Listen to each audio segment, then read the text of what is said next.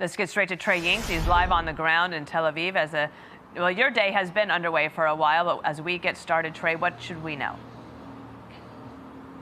Yeah, Dana, good morning. You heard the general there saying that the Iranian regime is down 86% in their ballistic missile launching capabilities since day one of Operation Fury. Still, the Israelis are taking some incoming fire. We've seen interceptions overhead here in Tel Aviv, but the Israelis are also going on the offensive, striking new targets around the capital of Tehran and going after many of the air defense systems that are left near to the Iranian capital. A top spokesman for the Israeli military gave a new update about the war today, saying this. 100 hours of fighting behind us, the Israeli Defense Force is facing forward. We started strong and we continue strong. We operate according to the orderly fighting plan in tight coordination and cooperation with the U.S. Army. We still have many targets and goals. In the coming days, we will proceed with the operation stages. We will deepen the harm to the regime's arrays, and we will continue dismantling its capabilities until the existential threats to the state of Israel are removed.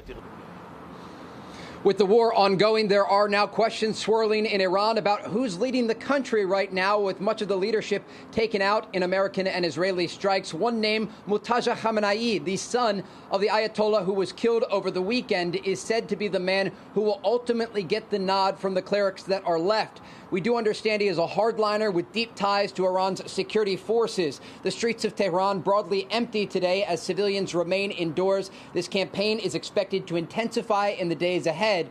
And top Iranian leadership that remains alive still threatening the United States. They have officially declared war and have begun war.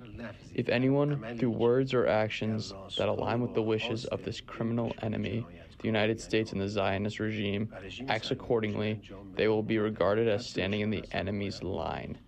They must be dealt with according to revolutionary and Islamic principles applicable during wartime. While the Israelis are looking east at Iran, they're also looking north at the Iran-backed Lebanese militant group Hezbollah that continues to launch cross-border attacks. We know Israeli forces are now in southern Lebanon. The Israeli army and air force hammering the Lebanese capital of Beirut, specifically the Dakhia neighborhood, a Hezbollah stronghold. And earlier today, in a span of 30 minutes, Iran and Hezbollah launched 2 joint attacks against Israeli civilians. Dana? So 2 questions for you, Trey. One is that General Kane talked about the degradation of the Iranian capabilities. So this is day 4 or 5 as you look at it. Do you see that there where you are? Absolutely. The Israeli public is bracing for more incoming fire ahead, but there's a real understanding they'll only have to deal with this incoming missile fire for a matter of days, maybe a week or more, until it is totally degraded. You also have the issue of Iranian attack drones that have been fired toward Gulf countries. Yesterday, I spoke with a source in U.S. Central Command who said 2,000 drones have been launched since the beginning of this operation by the Iranians, the majority of them shot down. Dana? And the other thing I wanted to ask you is about the resolve of the Israelis, as you just alluded to. What I heard from a friend today, and thought I would just ask you if you're hearing the same, that they are resolved and that they have this incredible gratitude towards the United States. Absolutely. The Israelis understand that war comes with a price, but it's a price that they're willing to pay. While Israelis are spending most of the days in bomb shelters or in safe rooms, they're thanking President Trump and Israel's Prime Minister Benjamin Netanyahu for launching this operation. President Trump had a broader vision for peace in the region that started with the ceasefire inside Gaza and then ultimately developed the Board of Peace. But both Israeli and American officials agreed it was the Iranian regime being the last major hurdle towards stability in the region. And U.S. officials say that's why this operation is happening, to degrade Iran's ballistic missile capability, to take out their support of regional proxies, and ensure the regime never gets a nuclear weapon. Trey Yingst, thank you so much, and I'll see you later throughout the day. General Jack Keane joins us now. Of course, he's a Fox News senior strategic analyst. Sir, I'll have you listen to Secretary Rubio, and this is what he said about more lethal strikes coming. What's about to, you're about to see, we're going to unleash Chang on these people in the next few hours and days. You're going to really begin to perceive a change in the scope and in the intensity of these attacks as, frankly, the 2 most powerful air forces in the world take apart this terroristic regime and defang it and take away its ability to threaten its neighbors or hide behind a zone of immunity that allows them to develop their nuclear ambitions. And General, no doubt you saw General Kane and Secretary of War Pete Hegseth's briefing. Anything that you took away from that we should pay attention to? Well, I think the message is pretty clear. Everybody got it, how remarkable, successful this operation truly is. I'm stunned by how much we're able to accomplish pretty much on pace. I mean, I knew full well that at day 3, we wanted to have reduced their retaliation capability by 75% in terms of ballistic missiles, and we hit that mark. And now we're up to, as reported, 86%. It's truly remarkable here what we know about the enemy, and because we have such exquisite knowledge about them, that we're able to also to use our combat power and distribute it so effectively and accomplish so much. And when I first saw what we were attempting to achieve, I knew that these were ambitious goals to try to accomplish so much in that period of time. And our people are right on the mark here. The Navy is essentially gone and never did have an Air Force. But the major weapon systems, the ballistic missile is the focus. That's their major conventional system. It can do the most harm because of the lethality of it. They have considerably more drones, but they're not as lethal.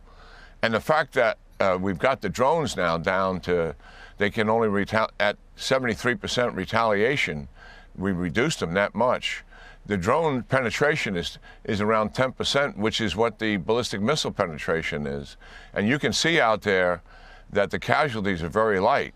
We know full well what Iran had planned. They had learned a lot of things, Dana, from a 12-day war. And from day 1, they were expecting to unleash massive retaliation on a strike at Israel and our U.S. bases with missiles and with drones.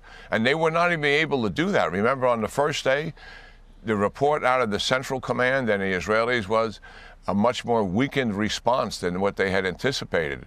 And that had to do with disrupting the chain of command and also us attacking so heavily on that first day against those very targets to reduce their capability to literally to return fire. So we're really on a very good pace here. The Israelis are moving to another phase of the operation. We're going to continue taking away the weapons, and you see us doing that, ballistic missiles, drones, the Navy, and we're also going to systematically take, if you're manufacturing a weapon system in Iran, that's a target. And we're going to take down all of those targets. We don't want them to have anything left at the end, not only in terms of the things that they have on hand to fire, but so they cannot manufacture anything. What the Israelis are going to do, they're going to still focus on some of those targets, but their primary focus is going to be on what? It's the organization. They want to set the conditions for a regime collapse, and that is going to begin in earnest. They did a tremendous job, obviously along with us, in taking down leadership targets, and those will continue. But systematically, they're going to strip away what? The IRGC and its capabilities. That's the people, the organization, the facilities, the infrastructure that supports it. In other words, the networks, the technology, the communication systems, all of it. The same thing with Basel militia, who repressed the people. The same thing with intelligence and security forces, who repressed the people. The same thing with the police infrastructure that repressed the people. Over 1,000 munitions have been hit into Tehran in the last couple of days in doing that, and hundreds more are coming in the next 24 hours. But it's going out to all of the provinces as well, because in those provinces, as we have seen, those protest movements, when they moved into those other cities, there were security forces and police infrastructure that came out on the streets and mowed those people down. Those security forces and infrastructure are going to be stripped away. This is a systematic reduction of the entire infrastructure that does what? It sustains the regime. It is likely going to take more than a week or two just to do what I'm talking about. This is how much of a focus this really is. In other words, at the end of the day, this regime will not have much left to be able to govern or be able to repress its people. That's the intent here. And General Keane, thank you so much. We do have sirens in Tel Aviv. Trey, I said I would see you later in the day. I didn't know it would be just moments later. Go ahead. Yep, Dana. Yeah, Dana, right now we have incoming Iranian ballistic missile fire. An early alert went out to phones telling people to head into bomb shelters. And right now there are no interceptions behind me, but it's coming again in what appears to be another coordinated attack between Iran and their Lebanese militant group proxy Hezbollah. We see sirens that are also sounding across northern Israel, some of them along the border. These could be some shorter range rockets that Hezbollah is launching over as the Iranians are firing more ballistic missiles. We heard from General Kane earlier. The Iranians have had their ability to launch these missiles greatly reduced by 86% since the first day of the conflict. And I'm just going to have my cameraman pan out to the sky here. Yaniv, if you look between those clouds off in the distance, you're going to see a white line, and that is from a trail of likely Israel's Arrow 2 or 3 missile defense system. And that white line in between the clouds there, again, that is the interceptor headed up to take down any of the incoming fire toward this city. But again, this appears to be quite a very large alert and an indication that maybe for the third time today, we'll wait for official confirmation from the military, though, that Hezbollah and Iran have tried to launch an attack at the same time, again, to try and overwhelm air defense systems here. Dana? All right, Trey, stand by or take care. And then, General Keane, I believe that you're still there. Could I ask you about the capabilities of Hezbollah at this moment? Because we know that they did not act on October 7th in that attack on Israel, in which I think Hamas hoped that they would.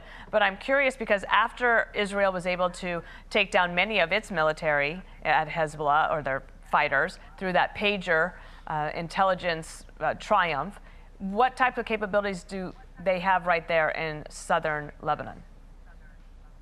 Well, they still have thousands of missiles and rockets, but and they did attack on October the 8th. But what they did is they curbed the use of their missiles, as they're doing right now. And the reason why Hezbollah existed primarily, people think of them as a terrorist organization, and they're certainly that. And they were the ground force in Syria, keep propping up the Assad regime all those years. And when they had to come home after October the 7th, in significant numbers, that Assad regime was put on a pathway to collapse. But the primary reason Iran has sustained this force all of these years is for it to defend Iran and to pummel Israel with missiles that can reach all of their primary cities. They have those missiles. They're not using them. They are just attacking in the north. It remains to be seen if they're going to do that. And certainly what the Iranians are up to, Dana, is they want to distract from Israel's attack on them to devote resources to deal with Hezbollah. The Israelis can deal with Hezbollah quite handily, as we have seen from the outset when they decapitated their leadership. They know where everything is there. They have exquisite intelligence on what's taken place, and they will pummel them and discourage them from actually expanding their operation here. So I don't think Hezbollah is going to be much of a threat to Israel. They're still unless they start to use their long-range missiles. And I doubt if they're going to do that, and the Israelis are likely pounding all of those missiles that are left in any event. The reason why they never responded during the 12-day war was very interesting. Israeli commander, when I asked him why aren't they firing on day 4, he said, sir, they have thousands of missiles. He said, we've broken their will. They don't want to get into this fight.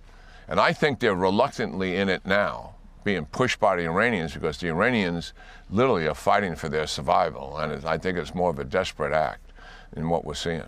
General Jack Keane, thank you so much for getting us through that breaking news. And much more to come on America's Newsroom as we move along. Thank you. Be sure to like and subscribe for all the Fox News latest on YouTube, and catch full shows streaming now on Fox One.